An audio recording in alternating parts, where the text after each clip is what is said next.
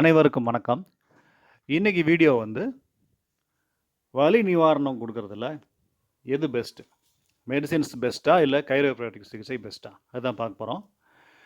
உடல் வலி அது வந்து ஆ, கழுத்து வலி, குறுக்கு வலி, மூட்டு வலி, மூட்டு தேய்மானத்தால வர்றது, நரம்பு ஜவ்வுகள்லேருந்து வர்ற வலி, தலைவலி இப்படி சொல்லலாம். இந்த வலிக்கு வந்து நெறைய சிகிச்சைகள் இருக்கு.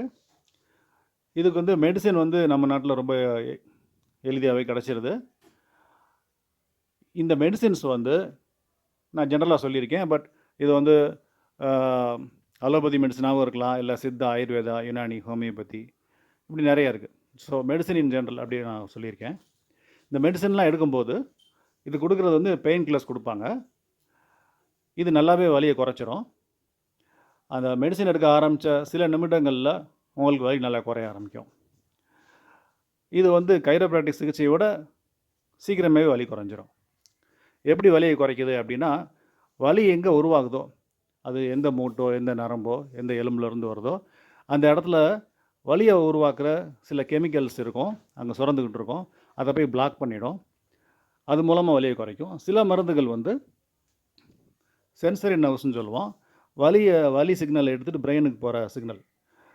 அந்த அந்த நரம்புகள வந்து பிளாக் பண்ணி, அந்த சிக்னல பிளாக் பண்ணி, மூளைய ரீச் பண்ண விடாம தடுத்து நிப்பாட்டி, அது மூலமா வலிய குறைச்சிரும். இப்ப பார்த்தீங்கன்னா, நம்ம ஊர்ல வந்து மெடிக்கல் ஷாப்லயும் வந்து பெயின் கில்லர்ஸ் உடனே குடுத்துருவாங்க. நம்ம மத்த கண்ட்ரீஸ்ல இந்த மாரி கிடைக்காது. நாம வந்து சில பேர் வாங்கி சாப்பிடுறாங்க. இப்போ இந்த மாரி மெடிசின் சாப்பிடும்போது, அந்த மருந்தோட பவர் இருக்க வரைக்கும் தான் நல்லா பெயின் குறையும். அந்த மருந்தோட பவர் வந்து குறைஞ்சதுக்கப்புறம், அது 1 நாளோ, 2 நாளோ திரும்ப வலி வந்துரும். அதோட பக்க விளைவுகள் நெறைய இருக்கு.